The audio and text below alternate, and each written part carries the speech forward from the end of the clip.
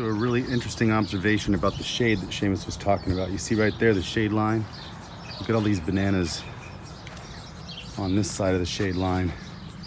And literally right when you walk underneath it, they're super healthy. So shade is very important for young trees.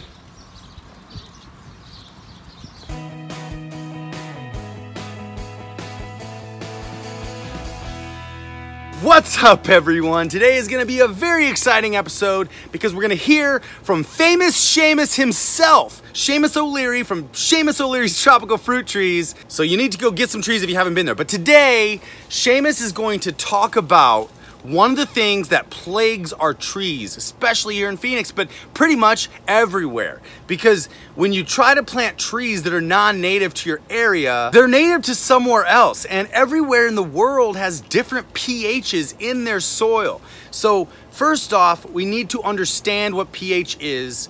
And second, we need to be able to adjust our soil for the pH that our plants need.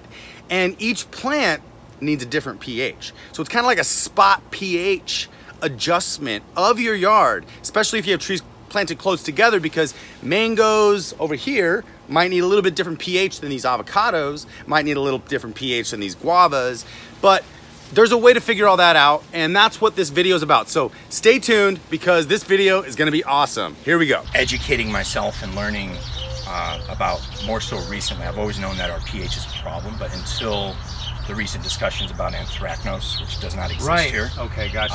I didn't realize how much of a problem it is. And until you correct your pH, your mangoes will not grow. The water pH. The soil and pH. The water you can't do anything about. Oh, gotcha. But the soil pH definitely. So what do mangoes like? Mangoes like a lower pH, like between 6 and 7. And we're 6 and 7? 8.5 to 9. That's why the mangoes look really nice when you plant them, and they look good for 6 to 9 months, and then they slowly start to decline. You get limb dieback, you get tip burn on the leaves. They just don't thrive, they don't look well. So you need to really care about the soil on the mangoes. You have to adjust How do you the pH. adjust the pH? What you do for starters is take a Ziploc bag of your soil and take it over to IAS lab at 27th Street University. Okay. $70 for a soil sample. They'll do soil and water. They'll get back to you in 3 to 5 business days. You tell them what it is your goals are. What are you trying to grow? And there's soil people on staff there will tell you, this is what your soil is. This is where it needs to be for mango trees. This is how you correct it.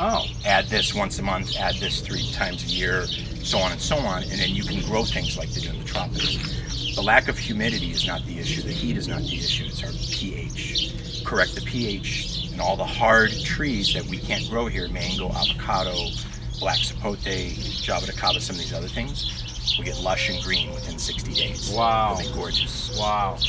I need to learn more about pH. Thank you. That's super exciting to know. Yeah. Learn something new every day. It's like a lifelong classroom, but I actually kind of hated school. And so I think that the plant thing is like my kind of classroom. Yeah. 100%. You know, I've got a 4th grade education. Nice. So, but I'm smart enough to keep people around me that know more than I. Sure. I can pick the phone and call them, and that's what I do.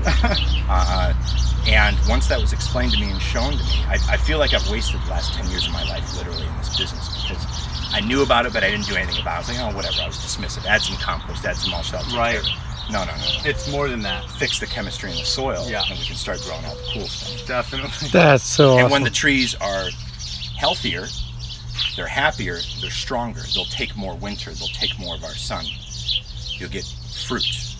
They're not just existing, right, which is what a lot of people's trees are doing now. They're just existing. Totally. You throw all the good amendments at them, that's fine. That one woman, you did a video at her house over with Jake over by the mountain there with the like 40-foot mango trees. I mean, she's doing something right. She's growing seedlings, which are a little different deal. Okay. Seedlings will adapt to the environment. Different way. Also, she has adjusted her soil. Yeah. It's not by accident. Yeah. So she's out there every day watering and introducing organic material. Yeah. So therefore, her soil is not calcareous and salty and all the other garbage that we have problems with. She's been working on that for 25 years. Got it. So when you add water and organic material, consistent water, that'll adjust the pH and the chemistry of the soil. Awesome. pH. I'm gonna learn more about that soon. Yeah, awesome. I'm gonna get my soil tested too. Yes, sir. It's exciting. Exciting. Okay, so let's, I'm gonna buy these trees and then we're gonna come back. I'm gonna show you a little bit about the amendments that I buy too. So I hope you enjoyed hearing about pH from Shamus as much as I did, because that was something that I didn't really expect. And in fact, pH has kind of a little bit scared me. Not scared me, but it's just like, I don't know what it is. I'm a little bit ignorant to certain garden things. You know, I just jumped in, and I jumped in all in. And I just got some chips and got my trees and got my watering and got my shade and planted it all. You learn something new every day when you're looking. And once you really start delving into this garden stuff, and I start getting the other stuff, just kind of clicking back into the subconscious about how to feed, when to feed, how to plant, you know, all that kind of stuff. Once that's back into the subconscious, now I can actually be like, wow, there's a whole bunch of stuff I still don't know that I'm excited to learn about that's a little more scientific. pH is something that I hope all of you think about a little bit, especially when you want to start your food forest, which now I'm thinking about it.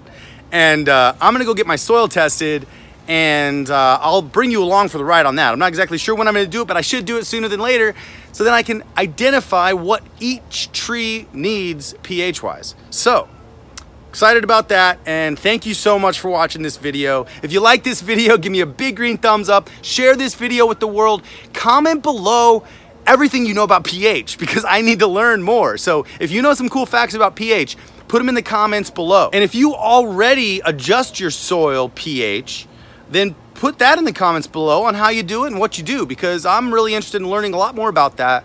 And like I said, I'm green. I'm a novice, but I'm ready to learn. But thank you so much again for watching this video. And I really want to say thank you to all my subscribers. Thank you so much for subscribing to my channel. And if you haven't hit the subscribe button yet, do that right now and hit the little bell icon right next to it so you know when I post next, because sometimes I have additional bonus episodes that come out during the week. But as of right now, I'm posting every Friday, Saturday, and Sunday at 5 p.m. So stay tuned for those episodes. And I also want to give a huge shout out to all my Patreons. It really means the world to me that you guys support me on a monthly basis. If you guys don't know what Patreon is, it's a place where you can support artists monthly, or one-time donation, whatever you guys want. It allows artists to continue doing what they're doing and what they're passionate about. And what I'm passionate about is planting trees, filming it, and sharing it with you guys. All of the tips and tricks on how to build a food forest, because that's what I'm doing right now. And also a lot on how to grow moringa, because it's the most nutrient-dense food on the planet and everybody should be growing it.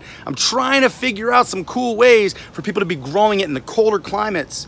But right now, if you live in a colder climate, it's gonna be difficult to grow moringa unless you try it in a pot, but they're not really great in pots. So moringa, definitely if you guys live somewhere warm that doesn't freeze, plant moringa. It's definitely an amazing tree. Thank you so much to all my Patreons. Really means the world to me. If you do want to support me on Patreon, go to patreon.com/developawesomeskills and help me plant more trees. Plus, your name will be in the end of these credits. And if you go to Patreon, there's other content on Patreon that is not on YouTube. So that's a little bonus. Well, thank you so much for watching. And until next time, develop awesome skills. Love you all.